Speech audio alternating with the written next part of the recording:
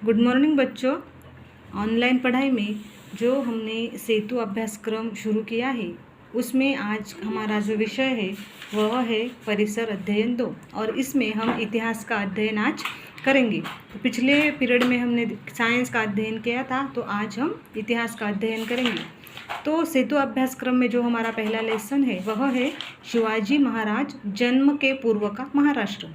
अब देखो बच्चों, आप सभी को शिवाजी महाराज का नाम तो मालूम ही होगा, जो आपने चौथी कक्षा में पढ़ा था।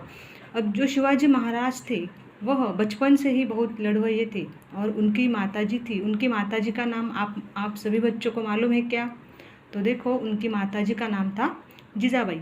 तो उन्होंने शिवाजी महाराज को बचपन से ही अच्छी अच्छी कहानियाँ, शूर पुरुषों की कहानियाँ उन्होंने शिवाजी महाराज को सुनाई थी। तो इसीलिए बचपन से ही उनके मन में अपने स्वराज्य के प्रति आकर्षण था और उन्होंने जब वह बड़े हुए तो उन्होंने स्वराज्य का निर्माण किया। अब देखो, स्वराज्य यानी कि क्या? तो स्वराज्य का अर्थ होता है अपना खुद का राज्य, इसे कहते हैं स्वराज्य। अब देखो, जो शिवाजी महाराज थे वह महान पुरुष थे। उनकी जयंती हम बड़े धूमधाम से मनाते हैं। तो देखो, और उनके जीवन पर अच्छे अच्छे गीत लिखे गए हैं जो हम गाते हैं उनके जयंती पर। उनकी जो प्रतिमा है उसको हम पुष्पहार अर्पित करते हैं और शिवाजी महाराज की जय ऐसा नारा लगाकर हम उनकी जय जयकार भी करते हैं। अब देखो, शिवाजी महाराज कैसे थे, उन्होंने क्या कार्य किया, इसका अध्ययन हम इस लेसन में करेंगे। अगले लेसन में भी शिवाजी महाराज की हमें विस्तृत से जानकारी मिलेगी।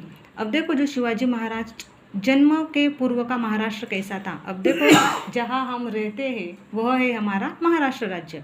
तो ऐसे हमारा जो राज्य था महाराष्ट्र, उसमें शिवाजी महाराज के जन्म के पूर्व किस प्रकार था हमारा महाराष्ट्र। तो देखो बच्चों, शिवाजी महाराज के जन्म के पूर्व जो मुगल सम्राट थे अकबर और दक्षिण में जो विजयनगर के सम्राट थे कृष्णदेवराय, ये दो राजाएं कल्याणकारी शासक के रूप में वह माने जाते थे। उन्होंने अच्छा कार्य किया था और शिवाजी महाराज का नाम भी गौरव के साथ इनके साथ लिया जाता है। तो जो कल्याणकारी राजा थे वो पहले थे मुगल सम्राट अकबर और दक्षिण के जो विजयनगर के सम्राट थे वह थे सम्राट कृष्णदेवराय। तो ये कल्याणकारी राजा थे। और अभी जो मैंने आपको बताया कि स्वराज्य का अर्थ है अपना खुद का राज्य।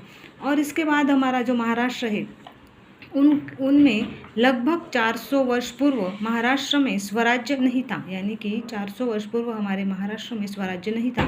तो जो महाराष्ट्र का अधिकांश भाग था वह था अहमदनगर के निजाम शाह तथा बीजापुर के आदिल शाह नामक सुल्तानों ने आपस में बांट लिया था। अब ये दो जो सुल्तान थे, अहमदनगर के कौन थे? निजाम शाह, और बीजापुर के थे आदिल शाह।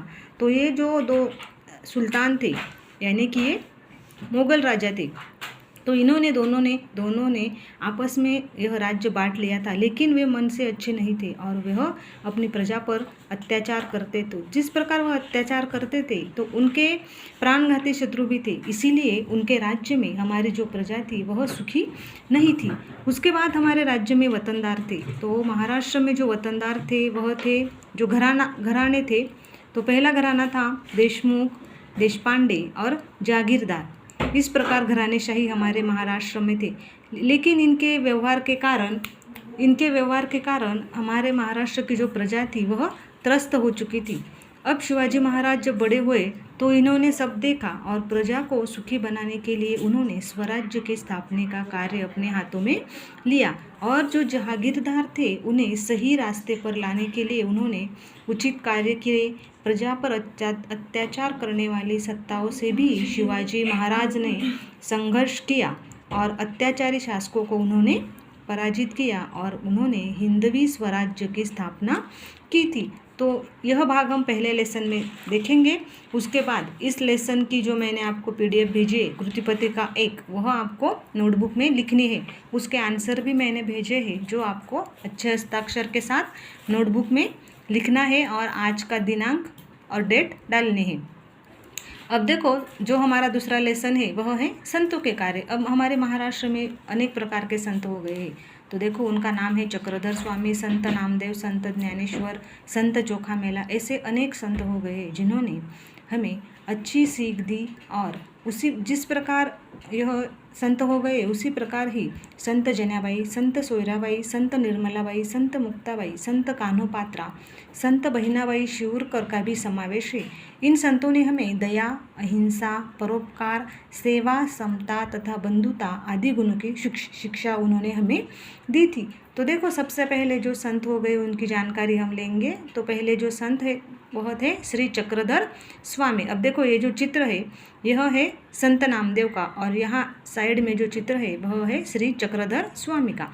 तो चक्रधर स्वामी जो थे वह गुजरात के राजपुत्र थे।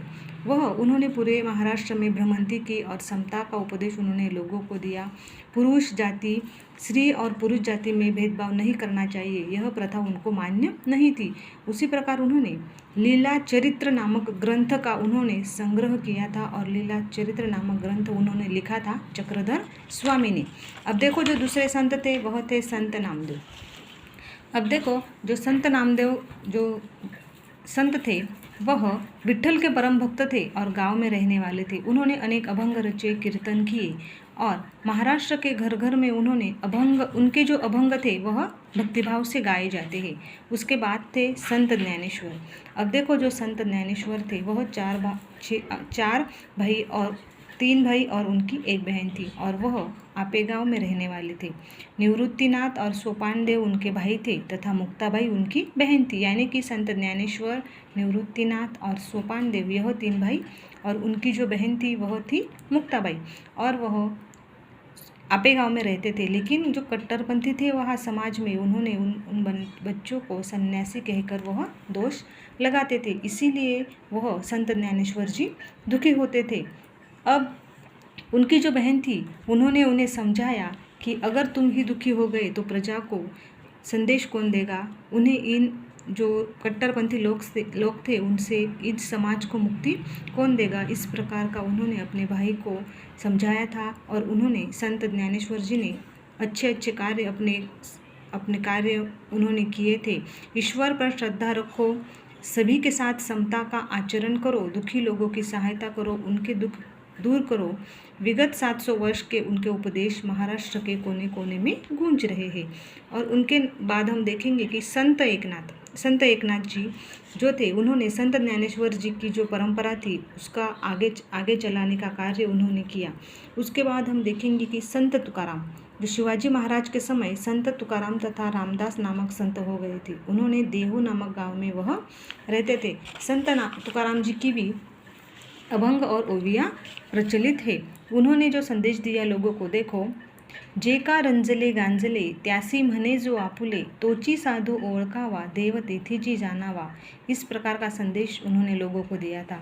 इसका मतलब होता है कि दुखी और पीड़ितों को जो अपना समझता है वही सच्चा साधु है। यह संदेश उन्होंने लोगों को दिया। यह संदेश से लोगों को उन्होंने विचारशील बनाया।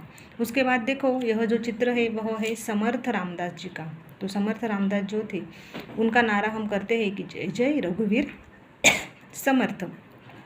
यह नारा हम उनके काल में किया जाता था। उनका जन्म मराठवाड़ा के गोदावरी नदी के किनारे जांब नामक गांव के रामनवमी के दिन उनका जन्म हुआ था। अब जो संत समर्थ रामदास जी थे उनके मन के श्लोक उन्होंने लिखे थे, और यह मन के श्लोक नामक रचना द्वारा लोगों को उन्होंने सद्विचार और सद्व्यवहार की शिक्षा दी थी। शक्ति की उपासना के लिए उन्होंने जगह जगह हनुमान जी के मंदिर बनवाए थे और लोगों को शक्ति की उपासना करवाया उन्होंने सिखाया था। तो देखो बच्चों, ये जो पहला वीडियो है वह लेसन नंबर 1 और 2 पर आधारित है, और जिसकी PDF आपको लिखनी है। उसके बाद मैं आपको जो दूसरा वीडियो भेजूंगी वह है हमारा जो तीसरा लेसन है, मराठा सरदार भोसले का पराक्रमी घराना। इस वीडियो से हम दूसरे वीडियो का अध्ययन शुरू करेंगे।